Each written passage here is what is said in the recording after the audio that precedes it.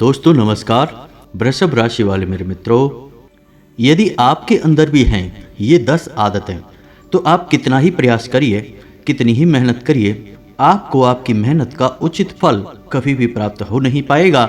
आपको मनचाही सफलता कभी भी प्राप्त नहीं हो पाएगी, बल्कि इसके विपरीत ना तो आपको कभी धन संपत्ति का सुख प्राप्त होगा, बल्कि इसके स्थान पर आपके ऊपर तरह तरह के लांछन भी लगते रहेंगे। जी हाँ दोस्तों, कहने का मतलब यह है कि आप लोगों के साथ करेंगे अच्छा, लेकिन लोग अंत में आपकी बुराइयां करेंगे, उसका परिणाम बुरा ही निकलेगा। जहां आप लोगों को सुख देने की कोशिश करेंगे, लोगों को चाहे अनचाहे दुख प्राप्त हो जाएगा। यानी आपके हर एक करनी का गलत परिणाम ही निकलेगा, जिसका नतीजा यह होगा कि आप मन ही मन दुखी रहना शुरू कर देंगे। आपके मन में एक अजीब सी उदासीनता, अजीब सी खिन्नता रहने लगेगी। इसका परिणाम यह होगा कि आपको बात बात पर क्रोध आ जाया करेगा, बात बात पर गुस्सा आ जाएगा और आपका स्वभाव चिड़चिड़ा हो जाएगा। आपके अपने ही आपसे नाराज रहने लगेंगे। आपको जब अपनों की ज़रूरत होगी तब आपके अपने आपके साथ नहीं होंगे। जी हाँ दोस्तों, आपकी हकीकत ही यही है कि वैसे तो आप चारों तरफ से अपनों से घिरे हुए हैं, लेकिन आपके दिल को, आपके दर्द को कोई भी नहीं समझ सकता है। चाहे आप किसी को बताएं, चाहे ना बताएं, लेकिन आपकी पीड़ा को समझने वाला इस संसार में कोई भी नहीं है। आप अंदर ही अंदर घुटते रहते हैं, क्योंकि आप जितना प्रयास करते हैं अपने इन दुखों से, इन तकलीफ़ों से लड़ने का, उतना ही आप हार जाते हैं, क्योंकि आप अकेले हैं, आपका कोई साथ नहीं दे रहा है और आपके द्वारा किए गए प्रयास निष्फल दिखाई देते हैं। जी हाँ दोस्तों, आप बहुत अच्छे इंसान हैं, आप मेहनत बहुत करते हैं, आपके अंदर धार्मिकता की भावना भी बहुत है, लेकिन आपको मन चाहे परिणाम प्राप्त होते नहीं हैं। इसका कारण कहीं ना कहीं आपके अंदर ही छुपी हुई कुछ ऐसी बुराइयां हो सकती हैं जिनके बारे में आपको शायद अब तक पता नहीं है। जी हाँ दोस्तों, हम जानते हैं कि जैसे ही आपको यह पता चलता है कि आपके अंदर यह कमी है, आप तुरंत उसके ऊपर काम करना शुरू कर देते हैं, क्योंकि आप दिल से यह चाहते हैं कि आपके जीवन में उन्नति आए, बदलाव आए। क्योंकि आप ना केवल खुद खुश होना चाहते हैं, बल्कि आपसे जुड़े जितने भी लोग हैं, आपके घर परिवार के, आपके मित्र सखा, आप सभी के चेहरों पर एक मुस्कुराहट देखना चाहते हैं। आप तो एक ऐसे इंसान हैं जो चाहे भले ही खुद परेशानी उठा लेंगे, लेकिन दूसरों को सुख देने में कोई कमी नहीं छोड़ेंगे। लेकिन जब आप अपनों को ही पैसों के लिए परेशान देखते हैं, अपनों को ही जरा जरा सी बात पर झगड़ते देखते हैं, एक दूसरे पर दोषारोपण करते देखते हैं, तो आपका मन दुखी होने लगता है। फिर आपके मन में यह इच्छा उत्पन्न होती है कि हे भगवान, काश हमारे पास इतना धन होता, इतनी संपत्ति होती कि हम सबके दुखों को दूर कर पाते। तो दोस्तों, आज के इस वीडियो में हम इसी विषय पर चर्चा करने जा रहे हैं। वीडियो बहुत ही खास है। धार्मिकता पर, वास्तुशास्त्र पर और अंक शास्त्र पर आधारित यह वीडियो विशेष ज्ञान से भरपूर है और केवल आपके लिए बनाया गया है। तो समय निकालकर इस वीडियो को पूरा देखें। हमारा आपसे निवेदन है कि आप यदि इस वीडियो को पूरा देखेंगे तो आपको वीडियो के अंत में एक बहुमूल्य ज्ञान का खजाना प्राप्त हो जाएगा, जिसका उपयोग करके आप निश्चित तौर पर अपने जीवन में आगे बढ़ेंगे, सफलता प्राप्त करेंगे। जी हाँ दोस्तों, हम अपने पिछले कई वीडियोज में आपको यह बात बता चुके हैं कि आपको ईश्वर की कृपा भी कभी प्राप्त नहीं हो सकती, कोई भी सद्गति कभी भी प्राप्त नहीं हो सकती, जब तक कि आपकी आसपास का ऊर्जा क्षेत्र दूषित रहेगा, नकारात्मक रहेगा। जी हाँ दोस्तों, कहने का मतलब यह है कि यदि आपके आसपास नकारात्मक शक्तियों का वास है, तो आप कितनी ही मन से पूजा पाठ करें, लेकिन उसके परिणाम को, उसके फल को वह नकारात्मक ऊर्जा सोख जाएगी, खा जाएगी। आपको कुछ भी प्राप्त होगा नहीं। आप चाहे कितना ही दान पुण्य करें, किसी की कितनी ही मदद करने की कोशिश करें, नतीजे नकारात्मक ही हासिल होंगे, क्योंकि आपके आसपास जो नकारात्मक ऊर्जा वास कर रही है वह उसके परिणामों को बदल देगी, जिससे आपको पीड़ाएं प्राप्त होंगी, तकलीफ प्राप्त होगी और इसी से उस नकारात्मक ऊर्जा का शक्तिवर्धन होता है वह और शक्तिशाली होती है। तो दोस्तों, आज हम आपको ऐसी 10 आदतों के बारे में बताने जा रहे हैं जो यदि आपके अंदर हैं तो उन्हें तुरंत हटा दें, छोड़ दें, और यदि आपके अंदर नहीं हैं, इनमें से कुछ आदतें हैं और कुछ आदतें नहीं हैं, तो भविष्य के लिए भी सतर्क हो जाएं, क्योंकि आने वाले समय में कहीं कोई इनमें से एक आदत आपको घेरने ना लगे। तो हमारे इस वीडियो को देखने के बाद आपको यह पता लग जाएगा कि कौन सी आदतें हैं जिनसे आपको जीवन भर बचकर रहना है, सतर्क रहना है, तभी आपका उद्धार हो पाएगा। दोस्तों, हम आपको बता दें कि आपकी राशि की पहली मांग यही होती है कि आप जितने सकारात्मक रहेंगे, यानी कि हर एक बात में जितनी सकारात्मकता को ढूंढेंगे, जितने धार्मिक रहेंगे, जितने आशावान रहेंगे, उतने ही आपको सफलता मिलेगी। आपने जैसे ही नकारात्मकता को अपनाया, ईश्वर का अपमान किया, धर्म का अपमान किया, वैसे ही आप परेशानी और अंधकार में डूब जाएंगे। तो आपको जितना हो सके उतना पॉजिटिव रहना है। दोस्तों, ईश्वर में विश्वास बनाए रखिए। यदि जीवन में तकलीफें हैं तो ईश्वर के द्वारा दी गई परीक्षा समझकर इन तकलीफों को हंसते हुए सहन करिए। दोस्तों, भविष्य बहुत ही सुंदर है। तो चलिए आज की इस वीडियो को शुरू करते हैं, लेकिन इससे पहले आपसे एक निवेदन है कि कमेंट में पूरे भक्तिभाव के साथ जय माँ भद्रकाली अवश्य लिखें। माता बड़े ही प्रेम से आपको आशीर्वाद देंगे, आपका उद्धार होगा।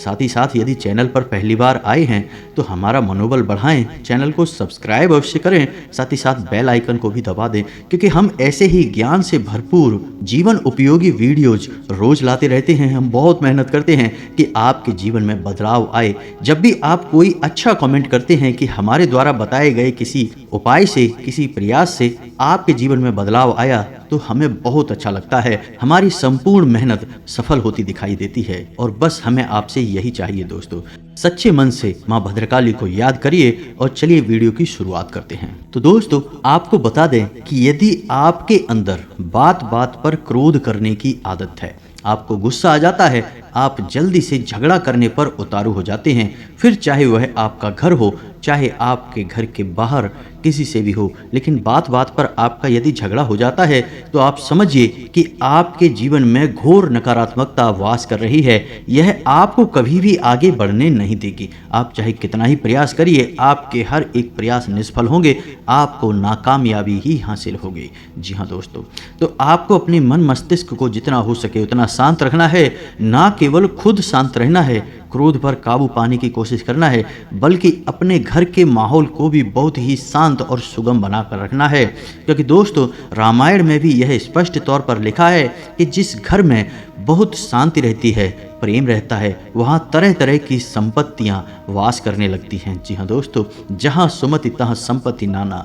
जी हाँ दोस्तों, तो याद रखिए, आपको खुद भी क्रोध पर नियंत्रण करना है और दूसरों को भी यही समझाना है, जो आपसे जुड़े हुए लोग हैं, कि क्रोध मत करो, शांत रहो, जीवन का आनंद लो। परेशानियां हैं तो उन्हें ईश्वर का प्रसाद समझकर ग्रहण कर लो, लेकिन रो नहीं, चिल्लाओ नहीं, किसी पर क्रोध मत करो। इससे आपका नुकसान बहुत अधिक होता है, दूसरों का कम। जी हाँ दोस्तों, दूसरा यह है कि यदि आपने अपने घर में फूलदार पौधे लगाए हैं तो कोई बात नहीं, ये तो बहुत अच्छी बात है, फूल वाले पौधे घर में होने चाहिए।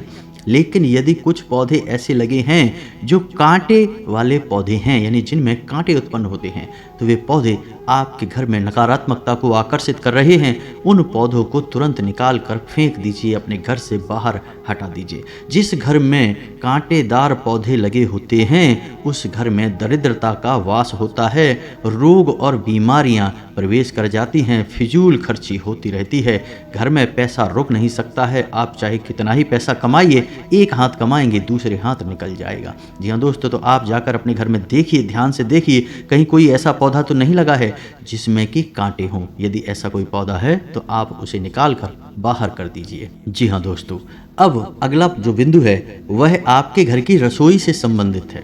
यदि आपके घर की रसोई में जूठे बर्तन पड़े रहते हैं, जब भी आप देखेंगे तभी जूठे बर्तन पड़े रहते हैं, तो यह नकारात्मकता का सूचक है। यदि आपके घर के रसोई घर में गंदगी रहती है, खाने के सामान इधर उधर अस्त व्यस्त पड़े रहते हैं, बर्तन इधर उधर पड़े रहते हैं, तो यह भी नकारात्मकता को आकर्षित करता है। दरिद्रता का वास आपके घर में निश्चित कर देता है। जी हाँ दोस्तों, क्योंकि रसोई घर में माँ अन्नपूर्णा का वास होता है। रसोई घर कोई साधारण स्थान नहीं है दोस्तों, आपके घर का पावर हाउस है रसोई घर। समझिए कि यदि आपके रसोई घर से दूषित खाना निकलेगा तो घर का हर सदस्य बीमार हो जाएगा और आपके घर में कितना ही पैसा आए वह बाहर निकल जाएगा। तो आप समझिए कि आपके घर की ऊर्जा का केंद्र आपका रसोई घर है, तो उसे जितना हो सके उतना साफ सुथरा रखना चाहिए। हमारे आध्यात्म में भी रसोई घर को बहुत पवित्र स्थान माना गया है और यहाँ तक कि घर की जो महिलाएं गृहिणियाँ हैं उन्हें बिना स्नान किए अपने रसोई घर में प्रवेश नहीं करना चाहिए।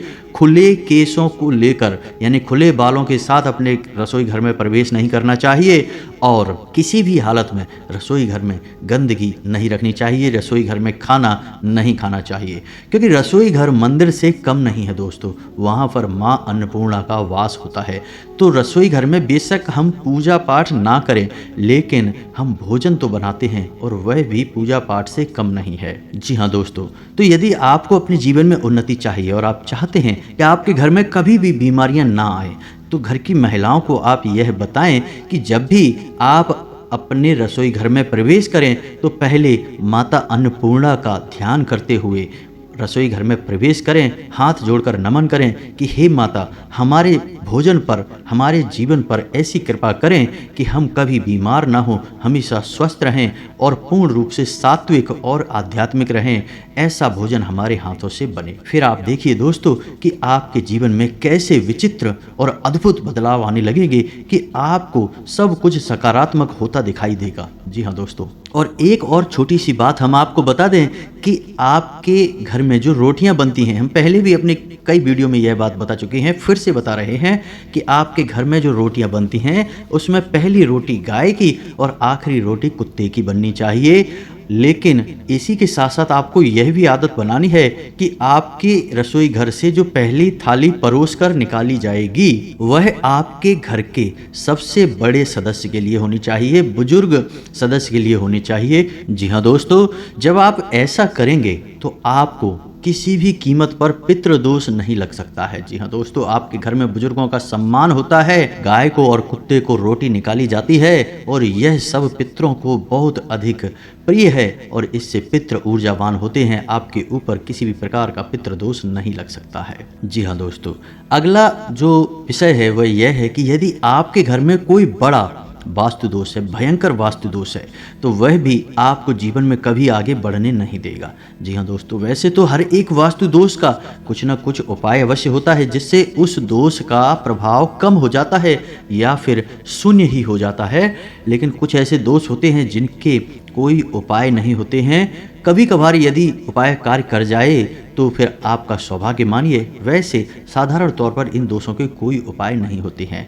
जैसे कि आपके घर का ईशान कोण यदि प्रदूषित है, उसमें गंदगी रहती है, वह भारी है, वहाँ प्रकाश की भरपूर व्यवस्था नहीं है, तो वह एक बड़ा वास्तु दोष है। आपके घर का ब्रह्म स्थान यदि भारी है, उस स्थान पर आपने कुछ वजनदार चीज़ें रख रखी हैं, वह भी गंदा रहता है, जूते चप्पल आदि पड़े रहते हैं, प्रदूषित रहता है, और यदि ब्रह्म स्थान पर आपकी किचन वगैरह है तो यह एक बड़ा वास्तु दोष उत्पन्न करता है और इससे आपको जीवन में कभी सुख समृद्धि हासिल नहीं हो सकती। और दोस्तों, इन वास्तु दोषों का कोई विशेष उपचार है नहीं, इनका एक ही उपचार है कि इन वास्तु दोषों को मिटाया जाए और निर्माण को बदला जाए। जी हाँ दोस्तों, जो कि सामान्य तौर पर संभव नहीं है।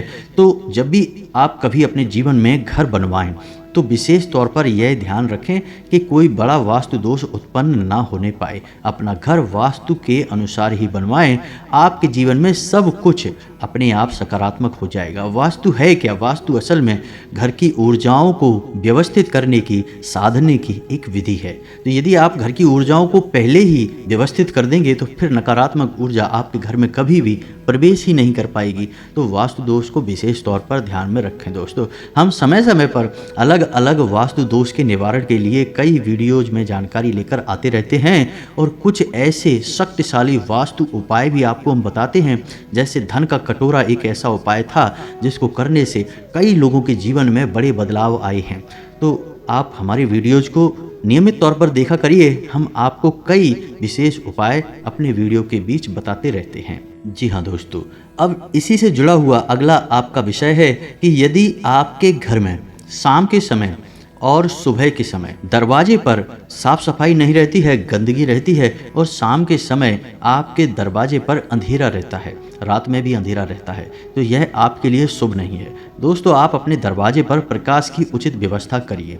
जी हाँ दोस्तों, और रात भर एक ऐसा बल्ब लगाइए जो प्रकाशित होता रहे, जलता रहे। और यदि आपके दरवाजे पर कोई नेम प्लेट लगी है तो उस पर भी आप प्रकाश अवश्य डालिए। आप देखेंगे कि आपके जीवन में सकारात्मकता प्रवेश करने लगेगी। और इससे भी खास बात हम आपको यह बताएं कि आपको सुबह शाम अपने घर के दरवाजे पर झाड़ू वगैरह लगवानी चाहिए, साफ सफाई रखनी चाहिए, क्योंकि सुबह के समय भगवान श्री हरि विष्णु माता लक्ष्मी के साथ इस संसार के भ्रमण पर निकलते हैं। और यदि आपका घर उन्हें अच्छा लगेगा, सुंदर होगा, अनुकूल होगा, तो स्वयं भगवान श्री हरि विष्णु माता लक्ष्मी के साथ आपके घर में प्रवेश कर जाएंगे। और इसी प्रकार शाम के समय भगवान भोलेनाथ माता पार्वती के साथ इस संसार के भ्रमण पर निकलते हैं। तो शाम के समय और सुबह के समय विशेष तौर पर हमें अपने घर के दरवाजे पर साफ सफाई का ध्यान रखना है और हो सके तो जल का सिंचन करके एक चौक बनाकर दीपक गाय के घी से बना हुआ अवश्य जलाएं। ये बहुत ही अधिक शुभ है। जी हाँ दोस्तों, हो सके तो शाम के समय अपने घर की देहरी का पूजन अवश्य कर लें, क्योंकि देहरी पर जो आपका घर है उसकी जो देहली है वहाँ पर हमारे कुल देवी या कुल देवता का वास होता है। जी हाँ दोस्तों, तो इस लिहाज से भी आपके घर के दरवाजे की साफ सफाई बहुत आवश्यक हो जाती है। इससे ना केवल भगवान श्री हरि विष्णु भगवान भोलेनाथ प्रसन्न होते हैं, बल्कि आपकी कुल देवी या कुल देवता का आशीर्वाद भी आपको प्राप्त होता है। जी हाँ दोस्तों, यदि आपके जीवन में ये सब चीज़ें शामिल नहीं हैं तो आप हमारे कहने से कुछ दिनों के लिए इनको अपने जीवन में शामिल करके देखिए। चमत्कार यदि घटित ना होने लगे तो फिर कहना, कमेंट करके हमें बताना कि जीवन बदलना शुरू हुआ या नहीं। जी हाँ दोस्तों, ये कोई छोटी बातें नहीं हैं, सुनने में जरूर सामान्य सी लगती हैं, लेकिन पूर्ण रूप से शास्त्रों में वर्णित और जीवन में बदलाव लाने वाली बातें हैं दोस्तों। जी हाँ दोस्तों, अब एक और खास बात कि यदि आपके घर में कोई ऐसे स्थान हैं जहाँ पर कि कभी कभार ही साफ सफाई होती है, साफ सफाई होती ही नहीं है, जैसे कि कोई घर बहुत बड़ा है, रहने वाले लोग कम हैं, तो 4 कमरों में जहाँ वो रह रहे हैं केवल उसी कमरों की सफाई हो रही है, बाकी पूरे घर में गंदगी रहती है, या फिर कभी झाड़ू भी नहीं लगी, पोंछा भी नहीं लगा, मकड़ी के जाले लगे हैं, तो यह भी बहुत अनिष्टकारी है दोस्तों। कुछ भी करके आप अपने पूरे घर को ही साफ सुथरा रखें, मकड़ी के जाले ना लगने दें, यह बहुत ही अपशगुनी होता है। इससे जीवन में कभी भी सुख समृद्धि नहीं आती है दोस्तों। इसी के साथ साथ आप यह भी कर सकते हैं कि शाम के समय अपने घर के ब्रह्म स्थान में एक कटोरी में कपूर और लोबान प्रज्वलित करें। रोज नहीं तो कभी कभार अवश्य करें, विशेष तौर से मंगलवार और शनिवार के दिन अवश्य करें। आपके घर में यदि कोई नकारात्मकता है तो वह बाहर निकल जाएगी, घर का माहौल सकारात्मक होने लगेगा दोस्तों। और इसी से जुड़ा हुआ अगला विषय है कि आपके घर का पूजा घर। जी हाँ दोस्तों, आपके घर का पूजा घर कुछ इस प्रकार से स्थापित होना चाहिए कि जब आप पूजा करने के लिए बैठें तो आपका मुख पूर्व दिशा की ओर या उत्तर दिशा की ओर या फिर उत्तर पूर्व कोण पर, जैसे ईशान कोण कहते हैं, इन दिशाओं की ओर होना चाहिए। आपका जो पूजा घर है वह जमीन से जुड़ा हुआ नहीं होना चाहिए। कहने का मतलब यह है कि देवी देवताओं की मूर्तियां जमीन पर नहीं रखनी चाहिए, जमीन से थोड़ी से ऊपर यानी जमीन से कुछ अंतर पर देवी देवता की मूर्तियां और फोटोओं को स्थापित कर देना चाहिए। और अपने पूजा घर में सफाई का विशेष ध्यान रखना चाहिए दोस्तों। कोई भी दूषित प्रदूषित पुरानी चीज़ अपने पूजा घर में ना छोड़ें। यदि पुष्प आपने सुबह चढ़ाए हैं तो शाम को उन पुष्प को अवश्य हटा दें, उन्हें पूजा घर में डले हुए ना छोड़ें। यदि आपने जो दीपक में प्रज्वलित किया था उसमें बाती यदि आपकी बची रह गई है तो उस बाती को जितना जल्दी हो सके पूजा घर से हटा दें, दीपक को धो दें और साफ करके वहाँ पर रख दें। जी हाँ दोस्तों, इन चीज़ों का आप ध्यान रखेंगे तो आपके घर में सकारात्मक ऊर्जा वास करने लगेगी, माता लक्ष्मी का भी वास हो जाएगा। जी हाँ दोस्तों, अब आपको एक विशेष बात का ध्यान रखना है कि आपके घर में जो घर का मुखिया है उसे सूर्योदय के पहले जागना चाहिए। जी हाँ दोस्तों, आपके घर की महिलाओं को भी सूर्योदय के पहले जाग जाना चाहिए। वैसे तो हो सके तो घर के सभी सदस्यों को सूर्योदय से पहले जाग जाना चाहिए, लेकिन घर के बड़े बुजुर्ग और महिलाओं को तो निश्चित तौर पर जागना ही चाहिए और सूर्यास्त के बाद भोजन नहीं करना चाहिए। जी हाँ दोस्तों, इस बात के कई शास्त्रीय प्रमाण मिलते हैं कि जिस घर में लोग सूर्योदय के बाद भी सोते रहते हैं और रात्रि में अंधकार होने के बाद भोजन ग्रहण करते हैं, उस घर में दरिद्रता का वास निश्चित हो जाता है। लोगों को मति भ्रम होने लगते हैं और कलह क्लेश का माहौल उत्पन्न होने लगता है। अब कुछ छोटी छोटी सी बातें हैं जिनको भी आपको ध्यान में रखना होगा, और यदि आपके अंदर ये बातें नहीं हैं लेकिन आपके आसपास के लोग इन बातों में लिप्त रहते हैं तो आप उन्हें समझाएं, और यदि नहीं समझते हैं तो आप उस माहौल को छोड़ दें, उसमें शामिल ना रहें। तो अब वो बातें क्या हैं? जब भी आप किसी ऐसे माहौल में बैठें कि वहाँ पर लोग दूसरों के बारे में बुरी भली बातें करते हैं, उल्टी सीधी बातें करते हैं और इस बात में आनंद प्राप्त करते हैं, यदि आपके अंदर भी यह गुण है तो आप इसे तुरंत छोड़ दीजिए दोस्तों, क्योंकि ऐसे में आप उसका नहीं स्वयं का बहुत बड़ा नुकसान कर रहे हैं। क्योंकि आप किसी के बारे में यदि कुछ गलत बोल रहे हैं, बेशक उसकी बुराई कर रहे हैं, तो जो नकारात्मकता उत्पन्न हो रही है वह उसके पास नहीं जा रही, वह आपके पास एकत्रित हो रही है। इससे आपका ऊर्जा क्षेत्र प्रदूषित हो रहा है। तो यदि आपके घर के लोग इस तरह से चर्चाएं करते हैं तो आप उन्हें रोकें और उनसे कहें कि किसी अच्छे विषय पर चर्चा करिए, किसी धार्मिक विषय पर चर्चा करिए, लेकिन किसी की भी पीठ के पीछे किसी प्रकार की चर्चा न करिए, न बुरी और ना ही भली। जी हाँ दोस्तों, दो चार बातें बोल देना कोई बड़ी बात नहीं है, इससे कोई फर्क नहीं पड़ता है। लेकिन लोग जब आनंद ले लेकर किसी की बुराइयां करते हैं, किसी के खिलाफ अनाप शनाप बातें करते हैं, तब बड़ी नकारात्मकता उत्पन्न होती है और वह आपको प्रभावित करती है। तो आपको ऐसे माहौल से बचना है, ऐसे लोगों से बचना है। जी हाँ दोस्तों, साथ ही साथ आपको स्वयं को अपने जीवन में कुछ नियम अवश्य बनाने हैं। यदि हो सके तो एक बार आपको हनुमान जी के मंदिर जाकर हनुमान चालीसा का पाठ अवश्य करना है। और यदि आपको असुरक्षा की भावना घेरे रखती है, जो कि आपको निश्चित तौर पर घेरती है, यानी भविष्य को लेकर चिंताएं और डर आपके मन में लगातार बने रहते हैं, आपको रात में बुरे सपने आते हैं, नींद आने में आपको बहुत देर होती है, यानी कभी कभी ऐसा होता है कि रात पूरी निकल जाती है, आधी रात हो जाती है और आपको नींद ही नहीं आती है, तो यह अवस्था बहुत खतरनाक है। इसका मतलब यह है कि गहरी नकारात्मक ऊर्जा ने आपको घेर रखा है। तो ऐसे में आपको नित्य हनुमान चालीसा का पाठ करना है और श्री हनुमान कवच का भी पाठ करना है। जी हाँ दोस्तों, इसी के साथ साथ मंगलवार को कम से कम 7 मंगलवार तक आप हनुमान जी को चोला अवश्य चढ़ाएं। आपके मन से सारे डर दूर हो जाएंगे और आपको मन वांछित फल और परिणाम प्राप्त होने शुरू हो जाएंगे। अंत में आपसे बस यही कहना चाहेंगे कि भगवान भोलेनाथ जो सबके स्वामी हैं, देवादि देव हैं, आदि योगी हैं, जिनके लिए सब एक समान है, चाहे भूत हो, पिशाच हो, इंसान हो, देव हो, दानव हो, उन्हें कोई फर्क नहीं पड़ता। उन्होंने नकारात्मक और सकारात्मक सबको एक भाव से अपने में समाहित कर रखा है। तो यदि आपके जीवन में कलह क्लेश बहुत रहता है और विशेष तौर से आपके जीवन में कर्ज को लेकर परेशानी बहुत अधिक है, यानी कर्जा आपके जीवन से निकल ही नहीं रहा है, चुक ही नहीं रहा है, तो आपके लिए एक विशेष उपाय है जो भगवान भोलेनाथ से जुड़ा हुआ है। यदि आपको इस विषय पर एक वीडियो चाहिए तो आप कमेंट करके हमें बताएं कि भगवान भोलेनाथ का कर्ज निवारण वाला वीडियो बनाइए। हम आपको विशेष वीडियो बनाकर इस विषय पर दे देंगे और आप विश्वास रखिए, हम गारंटी लेते हैं कि आप इस उपाय को करिए, उसके बाद आपको कुछ करने की ज़रूरत नहीं है, आपका कर्जा खुद ब खुद चुक जाएगा। स्वयं भगवान भोलेनाथ आपका कर्जा चुकाएंगे। कई बहुत ही बड़े प्रमाण हैं हमारे पास कि लोगों के लाखों के कर्जे चुक गए और उनका जीवन बहुत ही सुंदर हो गया दोस्तों। तो यदि आपको इस विषय पर वीडियो चाहिए तो आप कमेंट करके बताएं और हम आपको वीडियो बनाकर दे देंगे। आज का यह वीडियो आपको कैसा लगा कमेंट करके हमें अवश्य बताना। आपके कमेंट पढ़ के हमें बहुत अच्छा लगता है जैसे हमारी मेहनत सफल हो गई। दोस्तों, यदि हमारे वीडियो में किसी प्रकार की कमी आपको लगती है तो आप उसके बारे में भी हमें बताएं, हम उस कमी को दूर करेंगे और आपके द्वारा किए गए हर एक कमेंट को प्रेम से स्वीकार करेंगे। हमें आपकी हर एक बात अच्छी लगती है। इसी के साथ साथ आज के इस वीडियो को विराम देते हैं। कमेंट में पूरे भक्तिभाव के साथ जय मां भद्रकाली लिखना ना भूलें। साथ ही साथ चैनल को सब्सक्राइब करके बेल आइकन को भी अवश्य दबा दें। मिलते हैं अगले ज्ञानवर्धक वीडियो में, तब तक के लिए धन्यवाद। जय माता की।